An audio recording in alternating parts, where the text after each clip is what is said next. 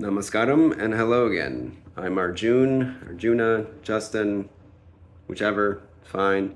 So I've been doing red flags to watch out for. Now, I'm picking I'm going to pick like my top 5, probably 10 red flags. All right, that doesn't mean that it's like an exhausted list. It isn't. Like there are a lot of red flags, and some of the red flags for me or for that person might not be the same for you.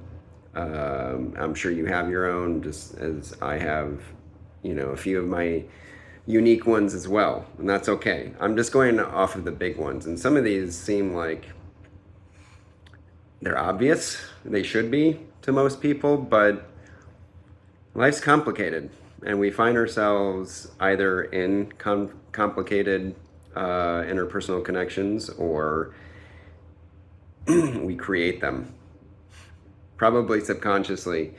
We're hoping to resolve something, so we keep on repeating certain patterns, right? We're getting involved with certain kinds of people, and that's something that you got to pay attention to, right? That probably would actually be another red flag when you or certain other people you get involved with are repeating the same pattern, the same mistake, right? It's probably a red flag, at least an orange flag, yellow flag. But today, excuse me, what I was going to talk about, number 3, red flag number 3 is breadcrumbing, okay? So that's giving you a little bit, right? Just a taste, just a little bit of taste. And it hooks you in, right? You're like, oh, I want more, I want more. So they dangle the carrot in front of you. Maybe they like love bomb you, in the beginning and say how great you are or how great this connection is, how wonderful, things are now that they met you, that they thank God or the gods that you've been brought into their life, right? And as long as things haven't gotten too serious yet, right, they're good with the breadcrumbing or false advertising, as I like to call it. So, they're trying to indicate to you that they're very serious, that this is very special. They want more. And again, this doesn't have to be romantic or sexual. It can be, platonic, familial, professional.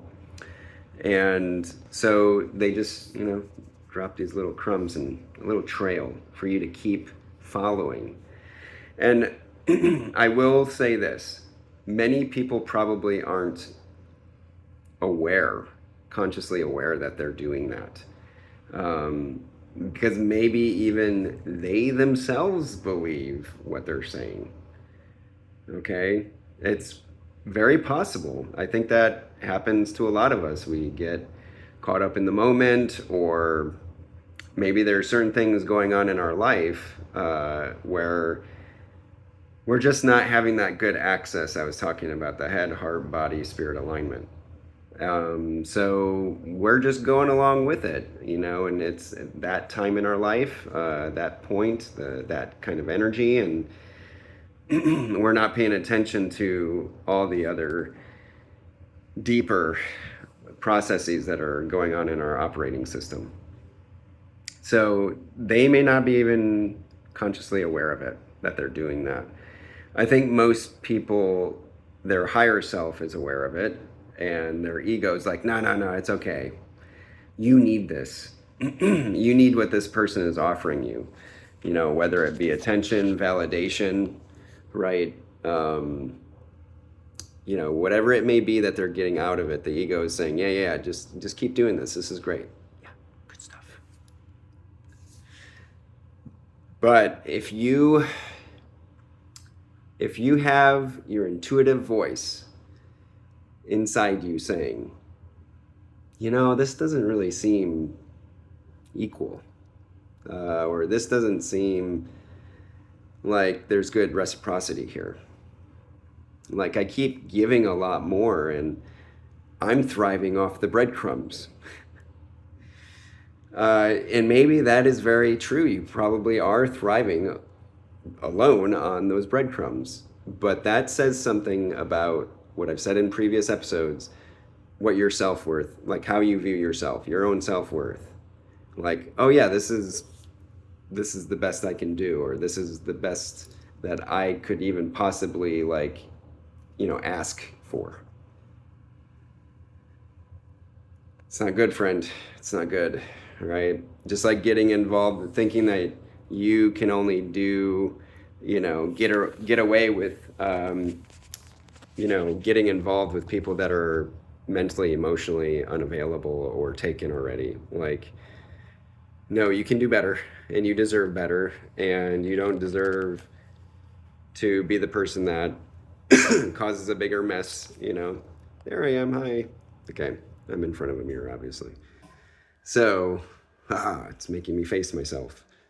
But I turn my back to it because I don't want to.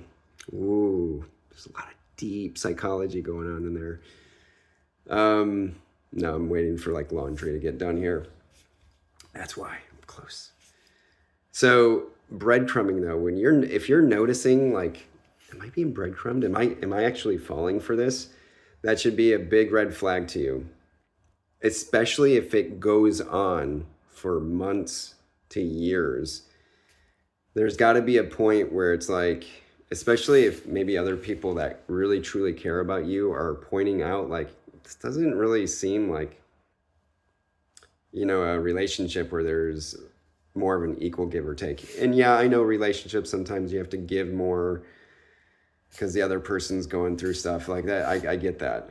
But I'm talking about the foundation, what you've built, your relationship upon.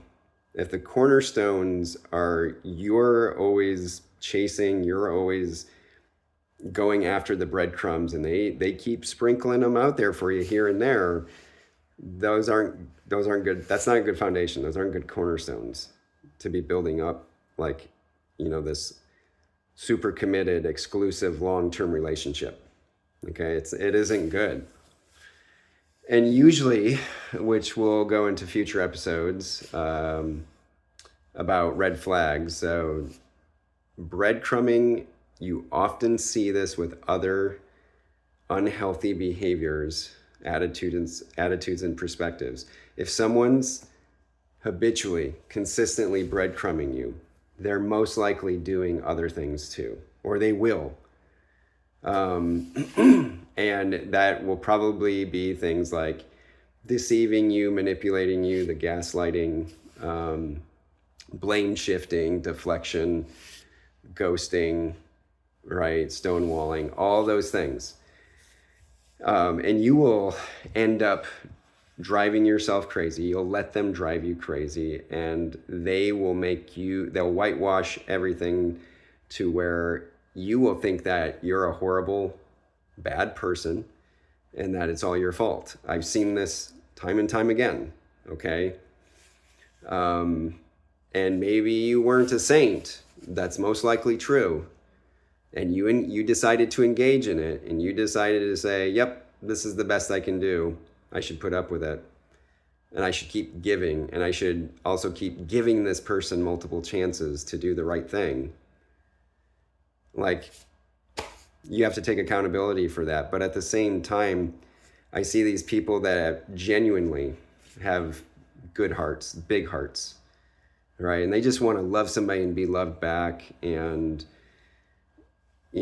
there's probably a lot of stuff in their earlier years or childhood, or even like maybe something recent that was just a massive upheaval that just rocked their entire world, where they got to work through that pain. They got to process it, right?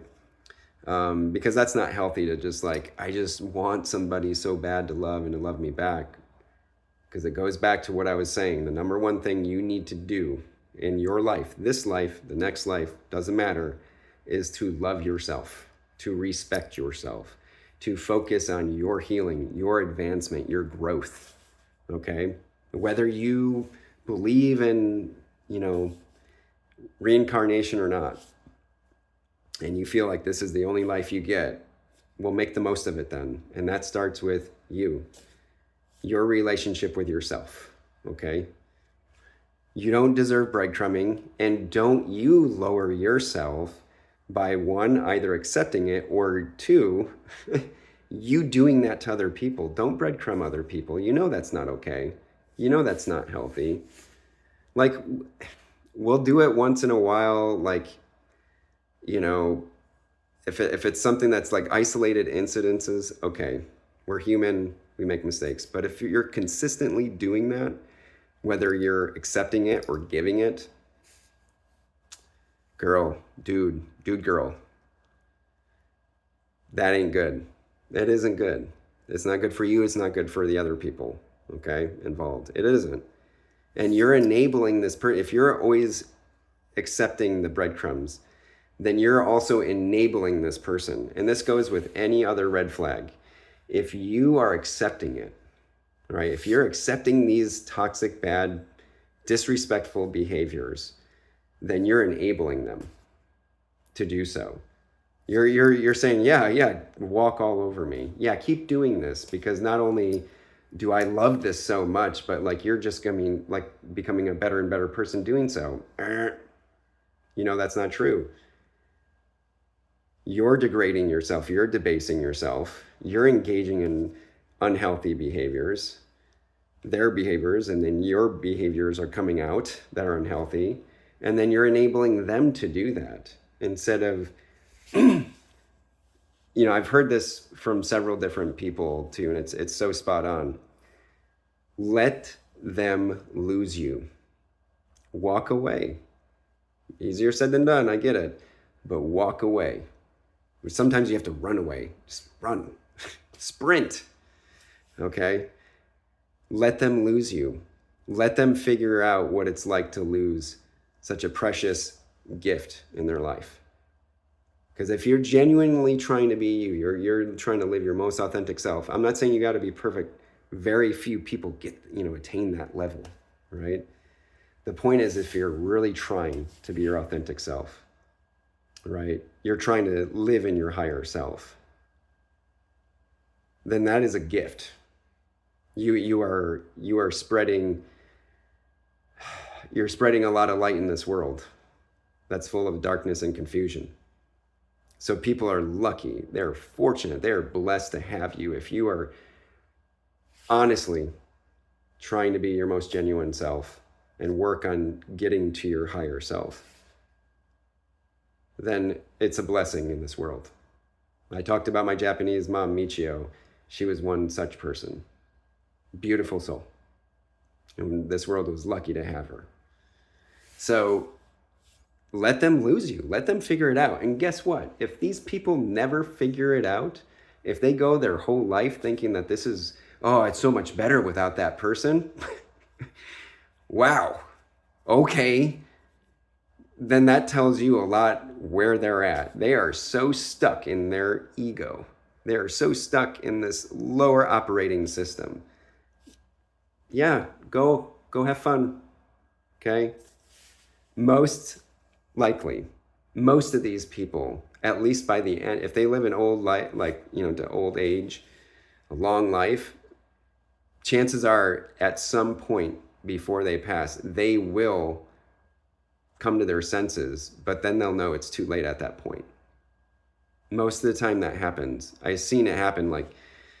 I've been in many old folks homes, and one of my exes worked a lot with old people, so I'd go volunteer at times or hang out, and you see that. You end up having these conversations with them, and that's what they're trying to impart their wisdom onto younger people. Like, don't let that happen. Be your authentic self. Face your crap. Work through it.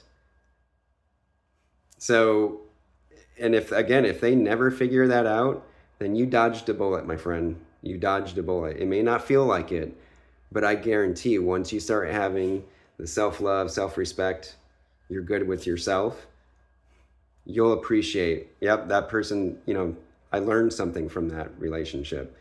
But man, I'm so glad that now I can recognize these red flags, and not just recognize them, pay attention to them and adhere to them, right? I'm going to stop and deviate course, or I'm not going to tolerate this. I'm going to have boundaries. So don't accept breadcrumbs. Don't accept a carrot being dangled in front of you only yanked away when, oh, things are getting too serious, or, oh, I have to confront feelings I don't like. Oh, okay, you want to go do that? Like, again, if they're consistently doing this, like, if it happens once, it's been a stressful time in their life lately or whatever, okay, give them some grace. But if you see this habitual behavior, this attitude, this approach to your relationship, their relationship with you, peace out. Seriously. Okay? Don't accept that. You're worth that. You're worth more than that, right? You don't deserve that. Have some self-respect. Have boundaries. You'll make it through. You will make it through. Just one foot in front of the other. Keep working on yourself. You'll get there, okay? I wish you all many blessings, true healing, and true joy. And I'll update you probably tomorrow with red flag number 4. All right, take care.